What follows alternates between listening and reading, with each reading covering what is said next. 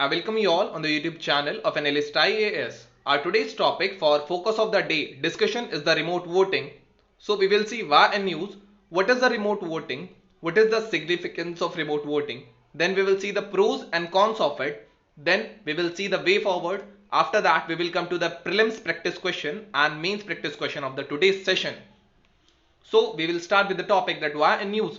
Recently, the Election Commission of India announced its intention to implement remote voting across the country, allowing voters who live elsewhere to vote in their home constituencies.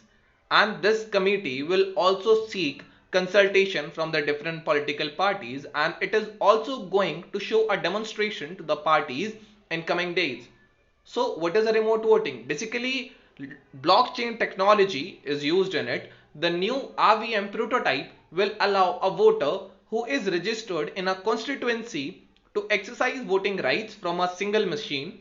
The Public Sector Undertaking developed a multi-constituency remote electronic voting machine that can handle up to 72 constituencies from a single remote polling booth. If the remote electronic voting machine is properly implemented, migrant voters will not have to travel to their home district to exercise their voting rights. So the remote e-voting machine will be a stand-alone device that will not require connectivity to function, and the remote voting will necessitate changes to the Representation of the People Act of 1950, the conduct of election rules, and basically the registration of electors rules as well. So this is the block diagram of the RVM. Here you can see this is the voters compartment, this is the machine, and here is the public display. This is the presiding officer's table. So if you want, you can take a screenshot if you want it for future references.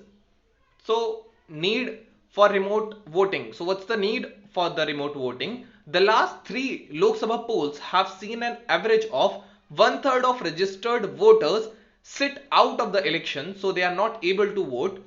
The voter percentage is still low. For example, in 2019, 67.40 of the 91 crore registered voters only voted. The electors can have their names added to the electoral rolls of the constituency they ordinarily reside in, but many choose to retain the voter ID from their home constituencies for various other reasons.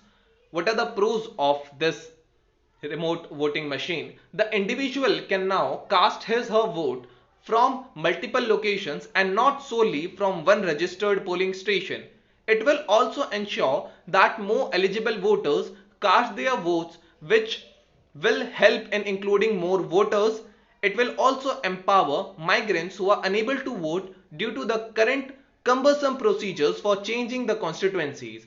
If the remote electronic voting machine is properly implemented, migrant voters will not have to travel to their home districts to exercise their franchise. What are the cons of it? So how will it be ensured that all those who wish to apply for remote voting are able to do so without any hindrance, and that all applications are proceeded fairly with no inadvertent or selective exclusions? How will it ensure that a person allowed to vote remotely is not invalidated for local voting, and that no one is incorrectly invalidated? Because the two lists will be in different locations, the correctness will be difficult to demonstrate in a publicly verifiable way.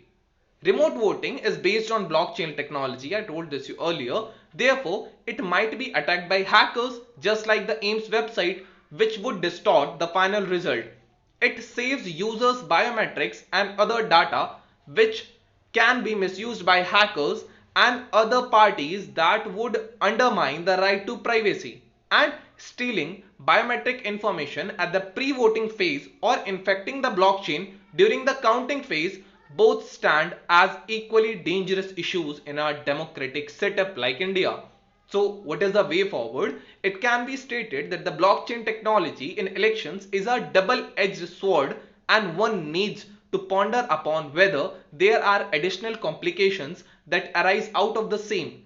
The existing laws will have to amended to undertake the gigantic exercise which also requires political census. The issue of individual privacy and data protection in the course of collision and authentication of personal data for blockchain elections require significant deliberation. Now we will come to a prelims practice question, that the right to vote and to be elected in India is a fundamental right, natural right, constitutional right, or is it just a legal right? So you can type the correct answer in the comment section given below. There we will let you know.